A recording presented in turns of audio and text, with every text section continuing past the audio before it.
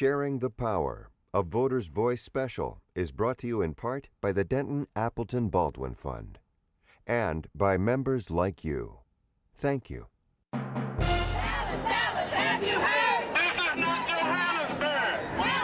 protect this at-large system does not promote fair and equal representation. Well, we all thought we were going to go to jail, and we were ready to go to jail. We had a number of shootings. I mean, the city literally was a powder keg. Dallas's single-member district lawsuit took 3 torturous years. If you walked into a Dallas City Council meeting in 1988, you'd have seen mostly white elected officials. You also might have seen one of the frequent protests staged by minorities who felt their voices and needs were ignored. I'm Sam Baker. During this half hour, Sharing the Power, a Voter's Voice special, will look back at a lawsuit that changed how Dallas elects its council members and examine the effects of single-member districts. Most agree what's known as the 14-1 voting plan opened the doors of government to people of color, but did 14-1 improve Dallas? And are single districts the answer for North Texas suburbs now facing the racial tension Dallas experienced 20 years ago?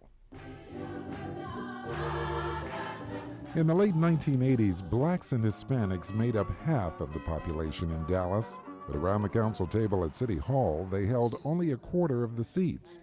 For decades before, it was even more exclusive. The Dallas City Council remained all white until 1967. Then for many years, no minority was elected without the support of the Dallas business community. Back then, police shootings and economic disparity in minority neighborhoods had also created simmering anger. At Dallas City Hall, it reached full boil. As Dallas City Council member Diane Ragsdale and members of a police support group traded accusations about the shooting of a black off-duty officer.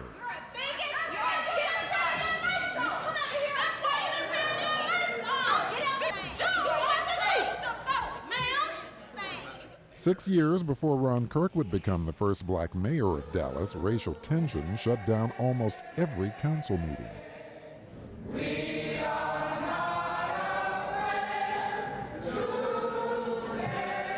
I don't know that race relations have ever been worse than they were then. There had been a number of very high profile, unfortunately, and bad experiences between the police department at the time and the African American community. We had a number of shootings of police officers by black citizens. You had police shoot and kill 2 elderly black residents.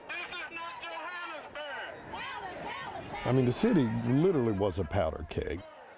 Year after year, blacks and Hispanics watched the racially unbalanced city council approve housing and business development in North Dallas, while the southern and West Dallas neighborhoods declined. Future council member Domingo Garcia joined the protests. There was 2 African Americans on the council at the time and no Latinos. And from there, we said we need to have representation so that we can change the police department, change how City Hall was reacting to a large portion of its constituents that were locked out and left out. Get your Oak Cliffs to see t-shirt. Eventually, anger stretched beyond black and brown. Anglo voters in Oak Cliff felt abandoned by the city too. Future council member Bob Stinson was part of a group threatening to secede. So we had a group at that point in time, if you'll remember history, it was a group that was looking at secession. And that was one of the options that we were contemplating to deal with fair services to the Oak Cliff area of the city. Community activist Marvin Crenshaw and Roy Williams blamed the divisiveness in Dallas on an unfair election system. We were left with no other alternative but to come back to the court. They decided to continue a fight started in the 70s by future council member Al Lipscomb. I'll bet you a $10 bill I can put you down. I'll bet you can, sir. I'm talking. Your Honor, remove this man. Lipscomb had successfully sued the city, forcing Dallas to adopt a system known as 8-3. Voters were separated into 8 geographic districts. Each district chose one of 8 council members. Everyone in the city would elect 2 additional council members and the mayor. But Crenshaw and Williams argued that did not go far enough. The district still covered a lot of territory, and most minorities could not afford to compete. When you would run for that large seat, you would need to at least have a war chest of $300,000 to $400,000. You know, and that was hard to for candidates to raise, in particular people of color. Dallas was in the dark ages in how it dealt with its citizenry, how it dealt with its public safety policies, how it dealt with redlining with banks. In due time. White folks share this city. Urged by Councilmember Ragsdale, Crenshaw and Williams filed a new voting rights lawsuit in federal court. 2 years later, they would win their fight to create 14 districts small enough so minorities could afford to compete. No disrespect to you. But before that happened, there would be more dissent, as City Hall fought to keep larger districts under a compromise plan known as 10-4-1. Dallas County Commissioner John Wiley Price objected. 10-4-1 is not a plan of equity. The Voting Rights Act protects minorities in this state. You must submit it to the Justice Department, aside from the lawsuit that is pending. The case was tried on the premise that the voting system in Dallas allowed whites to control who got elected. Civil rights attorney Betsy Julian expected a tough fight. This case was about race, it was about racial discrimination, it was about a history of racial exclusion and minimization of participation in the political process. Hispanics soon joined blacks as parties in the suit. The city fought hard to keep larger districts, but in the end, Judge Jerry Buckmeyer threw out the system that was in place and approved the Crenshaw-Williams 14-district concept.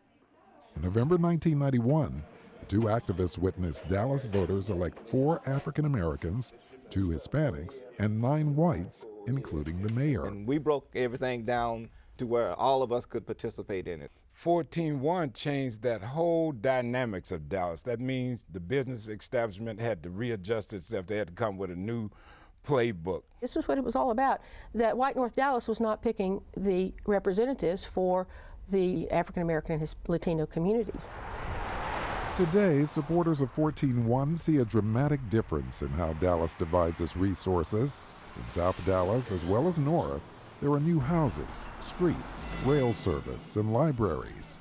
Plans for developing the Trinity River Corridor in southern Dallas bring hope for prosperity. Domingo Garcia was elected to the first 14-1 council. You had racial divisiveness, and to a large extent, 14-1 healed it. It's not perfect, but by having everybody at the table, you can compromise and negotiate as opposed to having sort of a this versus them mentality at City Hall. But some supporters of bigger districts, like former City Council member Donna Bloomer, believe the issue now is ward politics, council members protecting their district turf instead of the city as a whole. This is my district, don't get involved in it, is really not very sensible, because some districts will go from one end of the city to the other and include a lot of people that are different, both in their economic status, in their race, their outlook. But Crenshaw and Williams feel the democracy 14-1 brought to Big D outweighs any shortcomings. Although they ran for the council and lost, history will remember Williams and Crenshaw as the catalyst for change that ensured more minorities would have seats at Dallas City Hall. Today, minorities hold half the council seats, but what else about the city of Dallas has changed? 3 people involved in the transition join me now to talk about this. Diane Ragsdale served on the Dallas City Council from 1984 to 1991. She strongly supported single-member districts. She currently manages the Inner City Community Development Corporation. Rene Martinez is a past president of the Dallas chapter of the League of United Latin American Citizens, or LULAC. He also sat on the Dallas Together task force that supported a compromise election plan that included some single-member districts and others that incorporated larger parts of the city. And Donna Halstead served on the first Dallas City Council elected under the current single-member district plan. Like Martinez, she supported the compromise plan. Ms. Halstead has been president of the Dallas Citizens Council since 1998. Thanks to all of you for being here. Thank you. Diane, I suspect the bites that we saw in that story are just going to follow you forever and a day. It appears to be so. Yes, but one in particular, where you question when whites would ever share the power. Right. 20 years later, do you sense that that sharing of the power is going on now? It has begun. There's no question about that. We have seen some differences, some changes, some improvement. there is a better allocation of resources and services directly as a result of 14.1. You will see some differences as indicated with respect to DART, with respect to minority contracting, with respect to housing development and economic development. Yes, you have begun to see some differences. You know, things are not going to change overnight. It takes time. This is a system that requires evolution, and it continues to evolve. And so, yes, there have been some changes. Donna Halstead, would you agree with that? Or? Oh, I think there's no question that there have been significant changes. But just as the way our city government functions has changed, the citizens of Dallas have changed too. There's been a clear recognition that we are all in the same boat, and that for one area to thrive, all areas must have some investment made. For the city as a whole to grow and be what we want it to be, there has to be an investment across the city in bringing everybody up. Renee Martinez, though, are there places or is there room for improvement? Absolutely. I think this is a work in progress. You know, 20 years is basically a work in progress in terms of the system changing from what it had been. The one person, one vote concept is fundamental to this. So I think there's pluses and minuses, but I think the pluses outweigh the minuses in terms of the system working. By example, how has the Latino community benefited from 14.1? Well, no one would have ever guessed, even the demographers, that 20 years ago the Hispanic community, the Latino vote, would be what it is now in terms of population, in terms of not just in the city but in the schools, and now the emerging population as it relates to young people and the average age of folks that are in the Hispanic community and those that are becoming citizens. No one would have guessed that, and it's going to even grow a lot more over the next 5 years. So the whole demographics in terms of what is a southern sector, the southern sector is not just African American and Latino, it's the other way around now. It's predominantly Latino and African American. That's changed. Latino barrios are everywhere in Dallas, northwest, northeast, the core of the city. So the demographics is what's really surprised a lot of folks. Well, you point to ways in which the southern sector has improved, but former City Plan Commissioner Betty Culbreth doesn't think southern Dallas has made any progress under the single-member district system. I have not seen anything in 21 years change. You're in a southern sector neighborhood. Yes. I have seen the same vacant lot that the city of Dallas owns. I have seen the same weeds. I have driven over the same potholes on Hampton Road. I have seen the streets that used to be swept when I first moved my neighborhood, no longer swept. When I moved there, the shopping mall on Camp Wisdom was viable and shops were there. Today we have Macy's, a scaled down mall of Sears, and Burlington. I have to drive to Cedar Hill if I want to shop. Okay, Diane, Renee, you say there has been progress in the southern sector. Betty Culbreth says no. First of all, we have to start with A. You have to start at the beginning. And that is that 14.1 creates a greater opportunity for African Americans and Latinos to participate. A greater opportunity. That doesn't mean that it's going to be perfect, but there's a greater opportunity. And the other thing, though, we have to, it's an evolutionary process, it's an evolving process. And of course, I would disagree with her when we look at the bond packages with respect to the distribution of resources or projects within the bond package. You would see there's a significant amount for the northern half and the southern half, and particularly in housing and economic development. You actually have bond proceeds being utilized for housing and economic development in the southern half. That is extremely unusual. Routinely it was the federal dollar should be used for the disenfranchised communities. And so that attitude has changed. There's forward thinking going on. And so while things might not take place right now, even tomorrow, the key here is that the structure, it allows one to improve things. The structure allows for greater opportunity and increases the probability that public policy will be equitable. And that's the key, is to go back to A.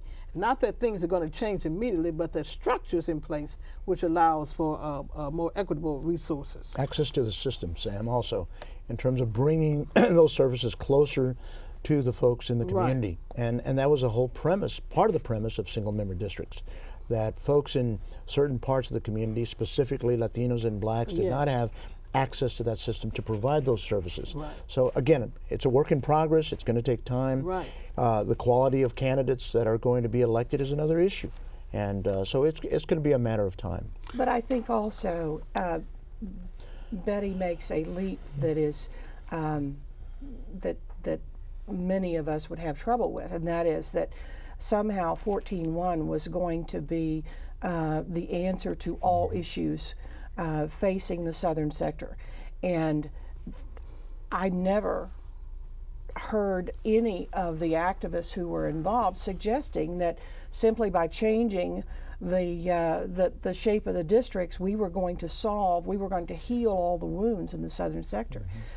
What it does is provide the public infrastructure to hopefully promote economic development long term.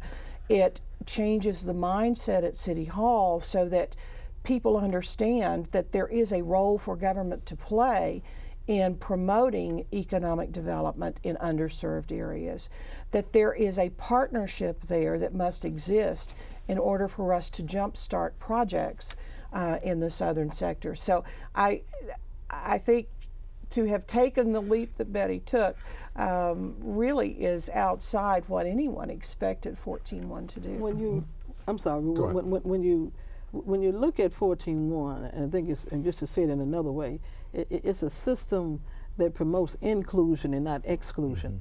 And with that inclusion, you have more responsiveness. You have a more equitable public policy, more equitable public policies that are established. And so, you know, it's a structure that's in place that can work much better than what we had previously. On this issue, though, of responsiveness, one of the comments we heard from Donna Bloomer was that perhaps one of the downsides of 14.1 was what some are referring to as ward politics, that the prediction of that has come true. Fiefdoms, I believe, was the term that the Dallas Morning News used. But in essence, council members looking out for their own district and less so for a citywide perspective. Do you get a sense of that? Sam, I don't think anyone would suggest that council members shouldn't look after the interests of their own district. The problem that we have seen come about as a product of an outcome of the 14.1 is that we have, for want of a better term, zoning czars. And in each area of the city, there are firm beliefs that the only person who has a right to have an opinion on a zoning case is the person who represents that area. And I think that has the potential to be short-sighted in terms of what's best for the city as a whole. There have been, thank goodness, efforts made to make certain that does not occur when we're talking about citywide assets, when we're talking about Fair Park or downtown or White Rock Lake or the Trinity.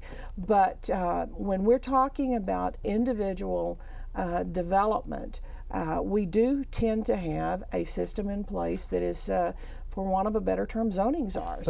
And it can be a problem. But is the resolution of that a problem with the voting system, or is that a leadership issue? That, I think, is a key. I'm not so sure that's systemic. I think it goes back to the type of individuals or council persons that have been elected that have that mentality that Donna's saying. And I think she's absolutely right about that. But in terms of saying that because of single-member districts we've created a fiefdom and that it's had impact on the system, I'm not sure that premise is there yet. It could become that. I don't think it is. It's a quality of people, the type of leaders that we elect that may not have that mentality, hopefully, that the fiefdom mentality, so to speak. And with 14.1, you're expected to represent your district. There's no question about that. With 14.1, as Renee has indicated, the government is closer to the people, and the intent is to have more responsiveness as well as more accountability. I mean, that's another thing that comes with 14.1. You have more accountability because you have smaller districts. But I don't necessarily see one completely ignoring the citywide issues, if you will.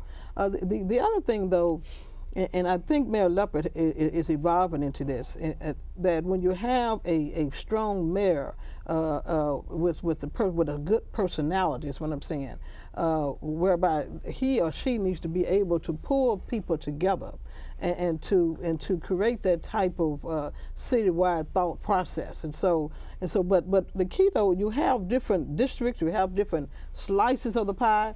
And the different slices of the pie, and that's just make up the whole pie. And so different districts make up the whole city.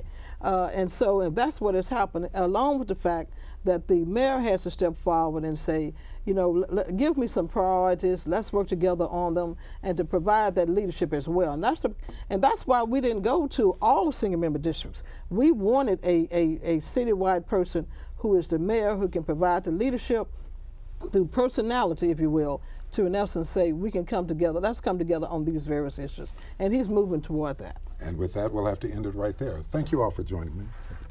Racial tension in two North Texas suburbs recently has fueled lawsuits similar to the one that changed Dallas. Attorney Domingo Garcia is a leader in the push for change in Irving and one of the lawyers who filed the suit in Farmers Branch. Here we are 10 years after 14.1, and we have single member district lawsuits being filed in Farmers Branch and Irving by Latinos. Unfortunately, history repeats itself. You would think that the Anglo establishment and the Tim O'Hares of Farmers Branch would have learned from the Dallas City Council of 1990 and from the political establishment of 1990, but they're repeating the same mistakes. And that polarization and to a large extent some of that hate mongering really needs to subside. And I think we have a lot more things that unite us than divide us. And I think Farmers Branch eventually will get it, and so will Irving. With me now to discuss the latest on single-member district developments are Dr. Ruth Morgan, Provost Emeritus and Professor Emeritus of Political Science at Southern Methodist University. She chronicled the legal fight for single-member districts in her book, Governance by Decree, The Impact of the Voting Rights Act in Dallas. Shelley Koffler is news director at KERA and a former City Hall reporter who covered the Dallas redistricting battle. Thanks to both of you for being here. Shelley, why now with these lawsuits? I think a couple of things, and I'd certainly like to hear what Dr. Morgan has to say about this too, but I mean, as we're all aware, the issue of illegal immigration has led to a great deal of emotional debate in both the communities of Irving and Farmers Branch, where you have these single-member district lawsuits now in the court process. And I think that, there are people in those communities who feel they're not represented because there are majority white voting blocks, and the feeling is that Anglos vote for Anglos, and that even though you have about 37% of the people in Farmers Branch who are Hispanic and about 40% of the people in Farmers Branch, they still feel like they cannot get one of their own elected. And I think there's, like I said, heightened concern because of the illegal immigration issue, which filters down to a sense of tension among all Hispanics in the community, even those who've lived there for a very long time. Well, people, though, have the right, Dr. Morgan, to vote as they want for whatever reason they want, like it or not. So how does a court reconcile that with the issue of underrepresentation? I think what happened is that individuals do have the right to vote under the 15th Amendment to the Constitution, where there can be no discrimination based upon race, ethnicity, and previous condition of servitude. But what happened was the amendments to the original Voting Rights Act expanded that to the protection of certain preferred minorities. And therein lies the conflict between the 14th Amendment, equal protection of the laws, and the 15th, an individual voting right. So now then you're moving into the problem of which groups are preferred for protection so that they can get safe districts under court litigation. And originally it was blacks, and then after 1975, with one of the amendments, it became Hispanics as well. There may be other groups down the line that will lay a claim to protected status for safe districts. It's interesting, though, after all Dallas went through to have a single member district system, you don't see necessarily a widespread of this throughout suburban North Texas. There's still a number of at-large systems at work here. Well, I think being at large is one thing, but being an at-large system that disenfranchises potentially is another. For example, there's an at-large system in the community of DeSoto. DeSoto has more than 40% African American citizens, but they also have 4 African Americans on the council, if I counted that right. So in that case, there's an at-large system that does represent the minority people in that community and does elect them. So not every community has the same set of circumstances. Is the voting rights case in Dallas, though, is that likely to play? I mean, I know we're sort of predicting ahead what happens with the courts, but will that likely have a great deal of bearing on what happens in Farmers Branch and Irving? Not necessarily, because you have to look at the facts in each case and apply the precedents to the facts in those cases. In that particular case, in that set of facts. I think one of the things to keep in mind, though, is that there are lessons to be learned that these other suburbs can learn from the experience in Dallas. For instance? And I think one of the main lessons to learn is that your single-member district system, if it's all single-member district, is not a panacea and is not necessarily going to assure you the ordinance you want passed. And if indeed, and I think Shelley is right, the immigration issue and the ordinance that was passed by the council was a catalyst for Hispanics saying, our voice wasn't on the council, let's get our voice on. So in my view, the fairest system, and that's what you're asking for, what is a fair system of representation? The fairest system is to let the voices be heard in single-member districts, but then recognizing we are a majority system, protect minorities, but majority rules in votes, have some at-large districts so that you can get both population and voices represented and geography and a larger area represented in order to come to good compromises on policy decisions.